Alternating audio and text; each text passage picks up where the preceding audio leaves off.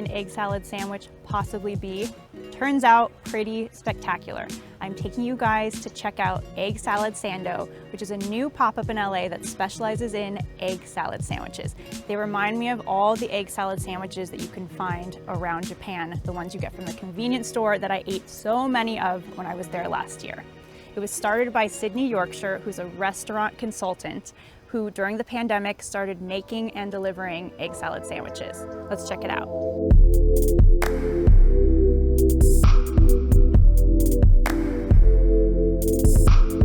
So I became obsessed with the egg salad sandos in Japan from the konbini, which are their convenience stores there.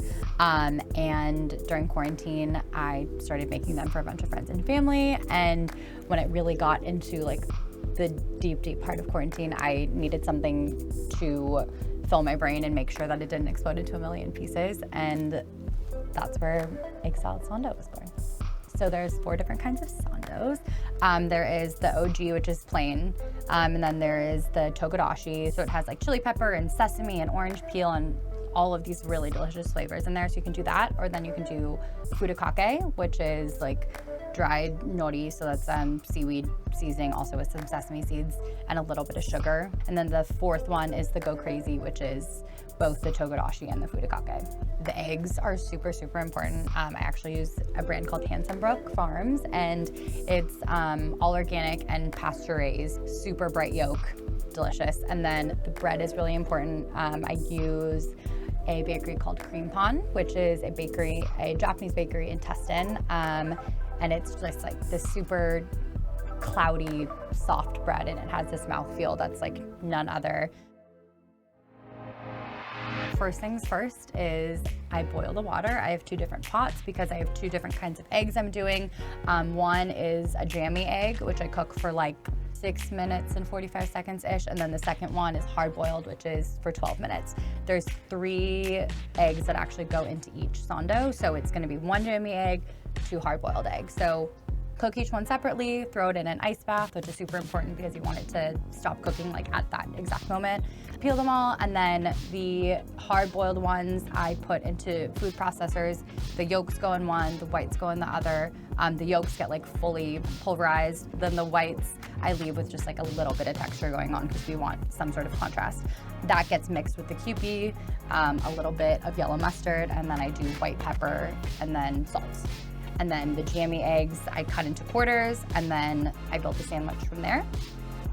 Cut off the crusts because cutting off the crust is very important to me. It just has that like one harmonious bite without the crust. Once crusts are removed, that's actually where I will wrap it in the deli paper and then cut it diagonally, very important, and then open it up, and hopefully that's where you see all the beautiful jammy yolk and kind of egg salad mixture going on in there.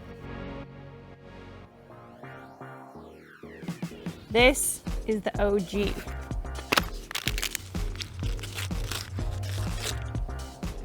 Oh my God.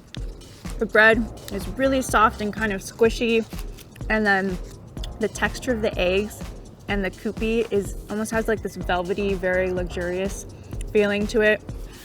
Furikake, number 2. So this has the toasted nori and sesame seeds on it. Oh my gosh. Obviously messy sandwich. The furikake is so good, and she puts so much on there, so you really get a lot of that toasted nori in each bite, and it adds a little bit of like richness and toasty seaweed flavor. Togarashi sandwich. I feel like all sandwiches should be made on this type of bread because it's so soft and milky. It reminds me of the milk bread that you can also get at the Taiwanese bakeries that I go to a lot. Oh, this one is spicy. This togarashi has some like notes of citrus. I get some ginger in there. There's black sesame, and then definitely the heat from that chili pepper. It's really good. The go crazy, if you want to go crazy and get furikake and togarashi. Oh, this one has the heat from the chili, but it's so well balanced with the furikake. And this brand in particular, I think tastes a little sweeter than some other ones that I found. So it really boosts the umami flavor of all the toasted nori and the sesame. Wow. If you guys get this, and I really hope you do, I hope you go crazy with the Go Crazy.